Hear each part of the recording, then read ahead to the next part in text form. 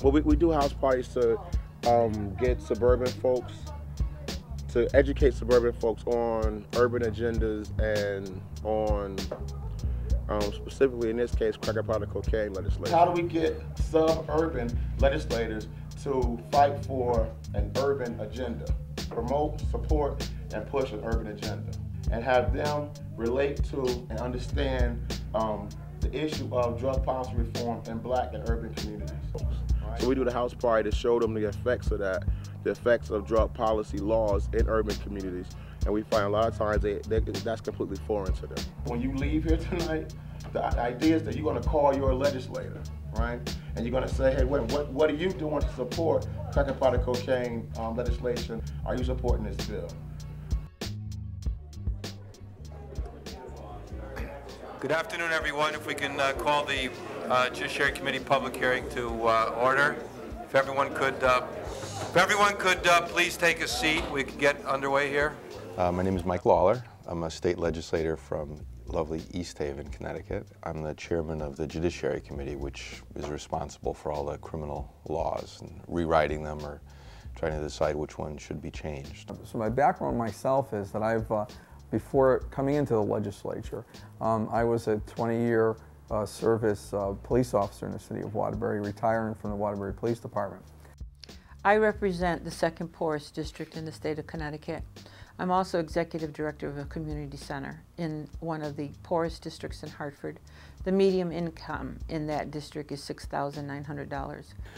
Well, I'm a state senator serving in my 7th term representing the individuals of North Central Connecticut. From speaking to police officials in the communities that I serve, that thank God, I don't believe that crack cocaine or powdered cocaine are major drugs as far as crime in my part of Connecticut.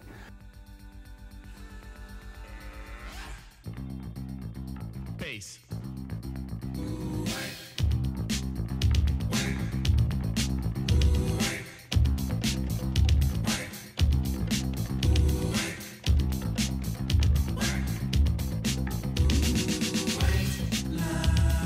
Vision, dreams of passion,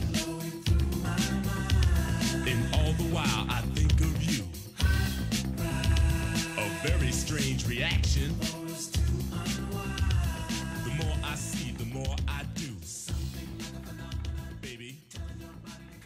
What do you think about crack users? What do I think about crack users? Yes. Well, it's not good for your health. So they look sick. They look sick. They look dead. They look pale. Usually kind of skinny or whatever, you know, twitching or whatever. It looked kind of suspect. In the 1980s, crack was more prevalent in America than ever seen before. In response, the government introduced draconian penalties targeting users and dealers of crack. Under current federal law, someone caught with possession of 5 grams of crack cocaine or 500 grams of powder cocaine will receive a mandatory minimum felony sentence of 5 years.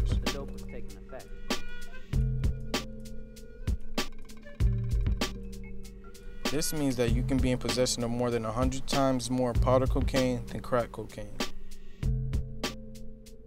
During this period, the U.S. has incarcerated more blacks than South Africa did during apartheid.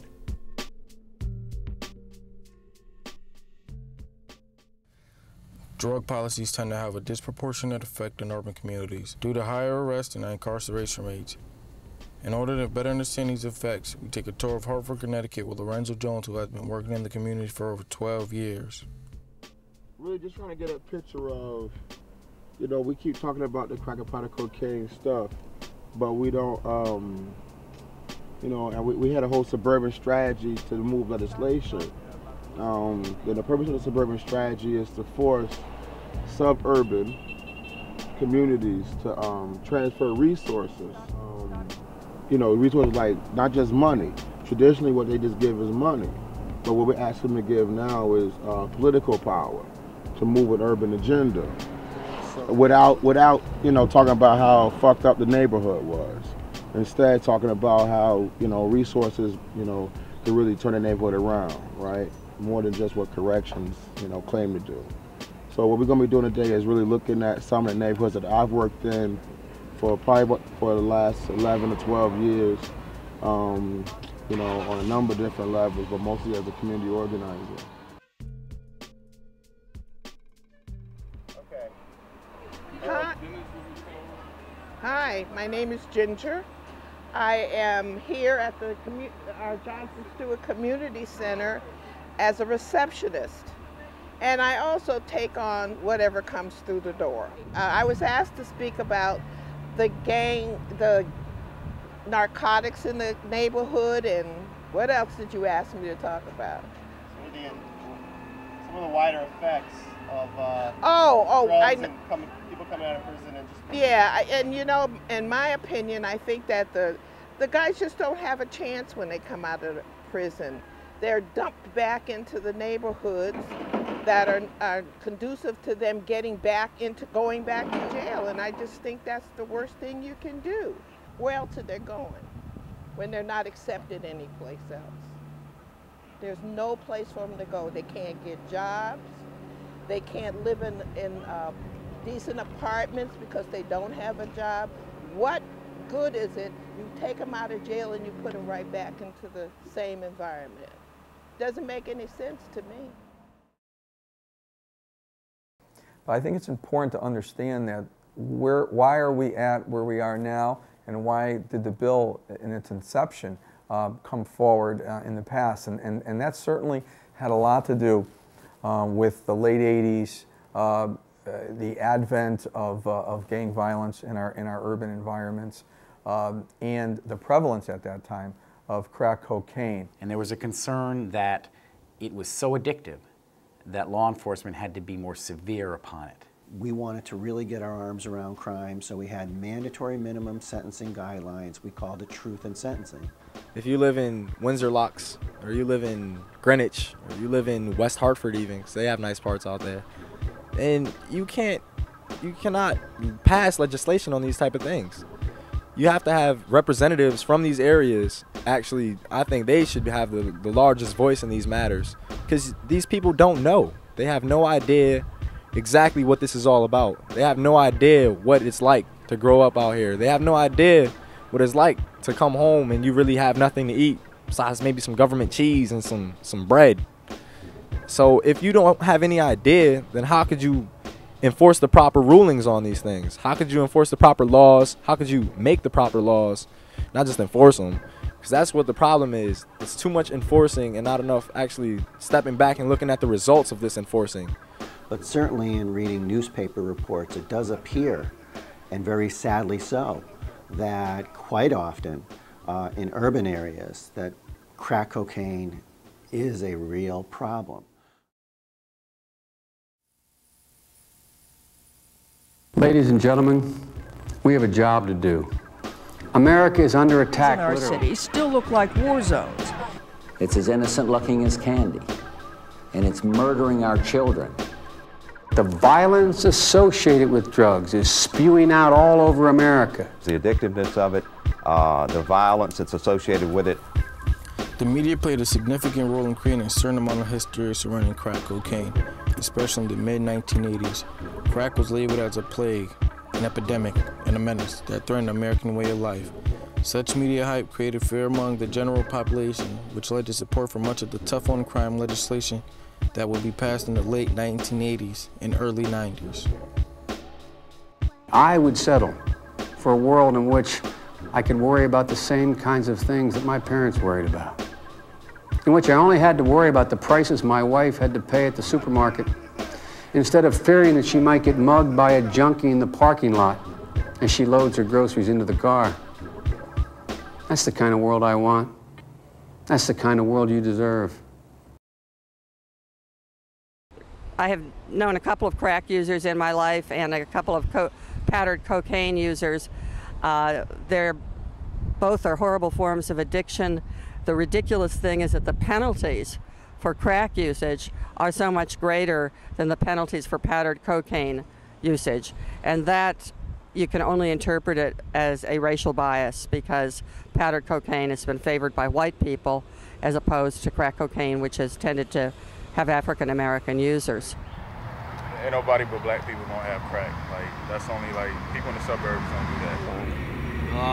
I would not say it's fair at all, because I feel like it's clearly targeting people who don't have as much money, which tend to be, you know, the minorities, African Americans, the Latinos. I'm not saying that the whole system is racist, because that would just be stupid to say. And I'm not saying that everyone's out to get the inner city black and white and Spanish people, because that might be stupid to say. But you can't help but form a conspiracy theory when the evidence just surrounds you on a daily basis. You can't help but notice that nobody really sniffs cocaine around here, but a lot of people smoke and deal crack, and that happens to be what you get the most time for. A perception has been created that that law punishes one segment of our society over another segment. Just throwing away young people's lives, and it's not Caucasian young people either, like, that are going down like this all the time. It's African American and Hispanic youths, and that's what I have a problem with. I believe that the law is put forward right now is working. I feel very strongly on if you commit the crime, then you need to pay for justice for that. But the policy is just, like I said, ruining youth's lives, and that's the difference. There's a difference between the drugs and the drug policy, because anybody could argue all day that this drug should be legal, this drug shouldn't be legal. But I think if the policy is going to be regulated in such a manner, then it should be regulated evenly and fairly. There's no evidence that these laws have helped at all. And the one thing we do know, however, is that these laws had a lot of unintended consequences. And one of the unintended consequences was to aggravate what is already a very serious racial disparity problem in our prison system. You know, in Connecticut, for example, 72% of the people in prison today in Connecticut are either African American or Latino, right? And that's compared to about 20% in the population as a whole. Let's look at the individuals that are being arrested, okay, and tried and adjudicated in a court of law. Law enforcement's not out there picking on a minority segment, a majority segment. They're picking on those that break the law. The actual deliberate drug law enforcement by police is clearly targeted in low-income areas. That's where the police do the drug stings. That's where the police do all their other undercover activities. That's where police sort of flood the area and look for drug law violations. The real easy way to stop having these penalties kick in, don't deal drugs, don't do drugs. I mean, that's the fundamental bottom line. Obviously, if there's more white people in America, then there's more white people dealing in America. So why are the prisons filled with black and Hispanics? Because obviously the white people aren't getting persecuted the same way as the African and Americans and Hispanics. It only is common sense. And for this to go on so long like this is absolutely ridiculous. The law we have now should be changed because it's not fair, right? I mean, it's not fair to have these enormous punishments for some people who have not done anything any worse than what many other people have done. Law enforcement goes after who they can catch and who is exhibiting the behavior that's criminal, and therefore they're going to get caught. The question is, how do we want to handle that? I've testified before the Judiciary Committee that it should be equal. An ounce of powder cocaine to an ounce of crack cocaine. This change will not diminish our conviction to deal with the problem. Those who think it will, I think, are looking at the surface of it, and they have different issues they have to deal with. Politicians are afraid that in their next election, they'll be criticized as being soft on crime. So if we look at increasing any of the penalties at all, we can maybe look at increasing above 1/2 gram and you go to a gram. And I would certainly believe that anyone that in possession of a gram or more of cocaine in freebase form, crack cocaine, that's not your everyday user. That's going to be a person that's a dealer. And we need to deal with that in a swift, appropriate, and harsh way. If the harsh penalties are justified, do you think they deter crime? Oh, yeah. There's no doubt about it. I think that, I mean, if you talk about crime and punishment, people do think about punishment. I think it tends to act as a deterrent. For everyone? No, not for everyone. But for any thinking people? Yeah, absolutely.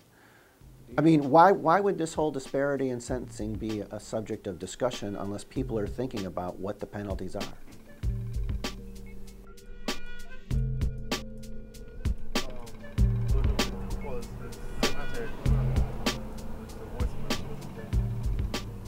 So where are we going now? We're going to another neighborhood joins Northeast. It's called Upper Albany neighborhood, right? These neighborhoods survive, right? The people in these neighborhoods survive in spite of, drug addiction and drug dealing. One of the things that is acknowledged in Upper Albany, Northeast, in my neighborhood, is the fact that drug dealing provides an economic foundation for families in some cases. People aren't selling drugs just to survive, right? People sell drugs to live, right? The problem is that we spend most of our time surviving. So in a neighborhood like Upper Albany, right, people are hustling so that, not just so they can eat, it's so they can eat, with some damn regularity. I don't understand the law, to tell you the truth. Because if you can't get a job, how is you gonna make money? You can't rob people, you go to jail. You know what I'm saying? So what you gonna do? You gotta do it somehow. You gotta get your money some way. So I feel like, hey, get your hustle on. That's the only way we can eat out here. You know what I'm saying? Cause ain't nothing else we can do. If we convicted of a felony or something like that, that knocks us down right there on the application. They lie and say that doesn't matter or anything like that. But as soon as if you tell the truth, yeah, they're not gonna hire you automatically. So it's like, if you ain't gonna get a job nowhere, if you can't get hired nowhere, what else you gonna do? How you gonna eat? You got kids. You know what I'm saying? People make mistakes when they younger, but when you get older, you mature. Now it's time to change. You wanna do good for your own community or whatever. How else you gonna do good? So what do you think about this business, giving people felonies for half a gram of crack? That's crazy. That's like $25. $25. That's crazy. I don't know. That's crazy. I say you should make them do Crush it, community throw it in the service or gutter. something. Yeah. Something. Yeah, community service. Everybody Crush it, get throw it a in the second gutter. chance. I mean, I'm going to jail for a little bit of crack for like 5 years, and Governor Rowland getting 1 year, gonna be out in 9 months for something way bigger than $30 worth of crack. A lot of tension in the air when I should come around. Police come around for that little petty stuff. Some murders out here. So many people dying left and right out here. A little bit of crack ain't nothing. That's to feed the family. They can keep locking people up all the time. They've been locking people up for years, man. That ain't help. You know what I'm saying? Putting people in jail ain't helping. You have to remember that segregation in this country was the law. It was the law enforced by the local police, enforced by the local cops. It was the culture of this country. And that culture didn't evaporate in the 1960s when civil rights laws were adopted that said segregation could no longer be enforced in the law. The war on drugs has replaced the old Jim Crow laws with legal mechanisms that are designed to keep blacks and Hispanics in a second-class position in our society. Legal restrictions are placed upon those who have received felony drug convictions, regardless of the amount of drugs involved. Such restrictions do not apply to those convicted of murder, rape, and child molestation. They said this country was a land of opportunity. You know, that means that door should stay open. But I see that certain doors, not all of them, but certain doors get shut. There's no doubt anytime someone is convicted of a felony, it's going to affect their ability to get a job. You are not allowed to live in public housing if you have a drug offense. Whether or not you've been clean or not, you cannot live in public housing. You are restricted from certain jobs. You can't work in banks, you can't work in pharmacies, you can't, because you've had drug offenses. Voting It's something that you have to wait a period of time in order to be able to vote again. There's nothing but bad things that come from getting out of jail. People look at you wrong. People look at you sideways. You can't get a job. You can't do this and that. You can't apply for certain things like welfare and stuff of that sort. And it just sort of puts you in the hole further than where you wanted to be in the beginning. Well, than where you started and that you couldn't help being in the beginning. So if you're starting off in a hole and it's just an upward climb, then these laws are just making life that much more difficult. If people are trying to better themselves and there is no way to better themselves, then it's just running into a brick wall, and I think that these laws are that brick wall. I'm a convicted drug dealer. I served time just coming home, and I have a record. I paid my dues. I did my time. I'm scarred for life, and I'm not a bad person. I did what I did and paid my dues, and that's over with. But with this record, I'm scarred, and I want a chance. It's the youth that you're talking about. It's not always somebody who's 30 years old. When it comes to people who are 14, 15, 16 to 22, I'd say, you can't just take away someone's life. It's not right, and people shouldn't have the power to do such a thing. And if I was a God-fearing kind of man, I'd say then that's only in God's hands to take away someone's life for so long. Because even though you give someone maybe only 5 years, it still ruins their life in the long manner. And that's basically like giving someone a life sentence, strapping a felony brand on them, burning it into their neck, making them wear it on their sleeve like a scarlet letter. It's on your permanent record, which does not go away. And that is basically a burden on your back that you'll forever carry. For people that made a mistake or did something 30 years ago in their past, why do they shut those doors? Why don't they keep those doors open just in case? Because everybody don't stay the same. Everybody trying to make a change. Everybody is changing every day. This world changed every day. But the people that's on top don't want to keep those doors open. I hope somebody hear me, and I hope somebody do something about it, because I know I'm not the only one that want an opportunity to go forward. How has crack affected me? Well, I don't know anything about any cocaine, really. But crack has affected me in a manner that I guess you could say it took my mother away from me because of her addiction or whatever. She wasn't able to raise me as a kid, and I still don't live with her till this day. Even still, like, I know my mother smokes crack now. So when I see her, you know, we joke about it a little bit, but it's still serious because I can't stop her, and it's taking a hold of her life. Many of those arrested for crack are not diligent users in need for treatment for their dependency. Unfortunately, inpatient treatment for cocaine is not provided by the state as an alternative to incarceration. In drug cases, there's no doubt that treatment is an issue. If a person has a severe drug problem and you tell them, you know what, if you do this behavior, if you sell drugs or you hold drugs, we're going to send you to jail, they're not going to be able to stop. If you were getting treatment instead of being incarcerated, then you would be allowed to become a person, become a citizen in society, and have a better chance of succeeding in life. Jail has also took a big part of my life because of drugs. And it's so many drug dealers in jail today, you know, and mostly drug users. That's getting a lot of time. You know, they're getting time for people they get the same amount of time as people that's killing people.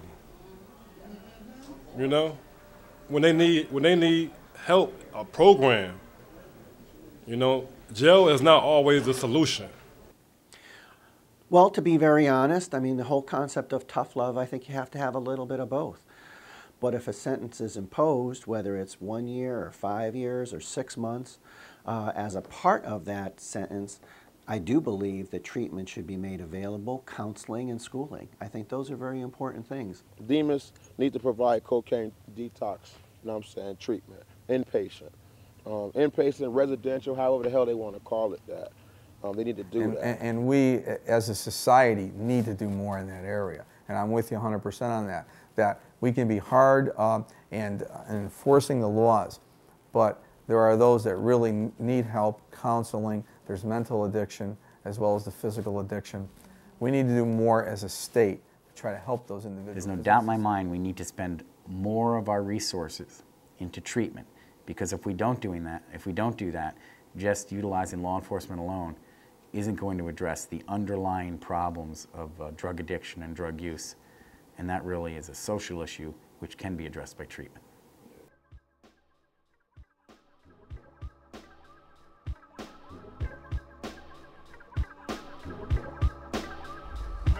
Got shot in Harvard on the Quan Solomon. That happened right here. Quan Solomon. The 14-year-old kid that got shot by the white cop. That happened right here. So this is where Quan was killed by the cop. Shot in the back. So you see kind of like the tribute to him up on the wall on the brick right here. So, you know, a lot of shit in like this. You know, they finally paved the damn parking lot, and that's what they was running through this lot right here when the cop shot him. One of the kids was hiding, I think over there or over there. It's whatever. Every time somebody come to Hartford that want to know about Hartford, you know, we don't take them to the Wadsworth, we don't take them to, you know, the Bush now, we don't take them to Civic Center, right? We make a point of bringing them to this spot. And I didn't know Quan, I didn't know Quan's family. It's not about riding that, you know what I'm saying, whole circus that followed, you know what I'm saying, his death, right? But it is about saying, right, that but for the grace of God, any of us, right, are Quan, right?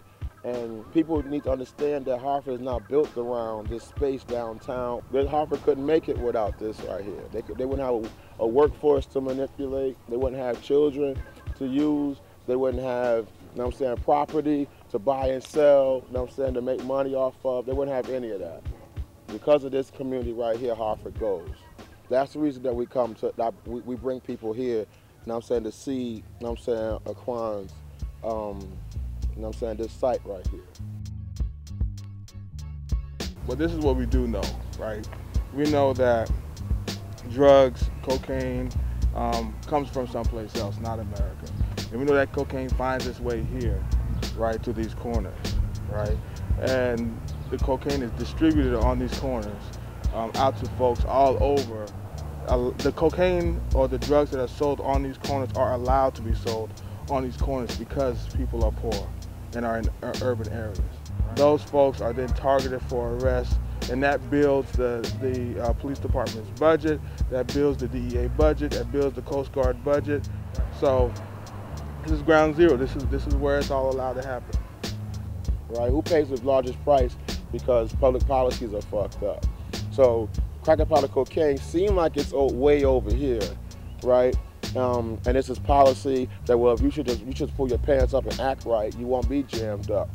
When in reality, communities like this, right, lose social capital, right, lose people every day that would be otherwise part of this community, right? They lose, those people just disappear for years. So this empty lot, right, should be a house here, not an empty lot. It's been an empty lot for years, right? But it's not a house here, right, because the folks that could build a house are locked up, right? The folks that can live in the house are locked up. The folks that can work to sustain the house, they're locked up. A lot of people make money off crack, not just drug dealers. Prosecutors, public defenders, lawyers, social workers, community-based organizations. A lot of people make money off crack. The only people go to jail for making money off of it is poor people.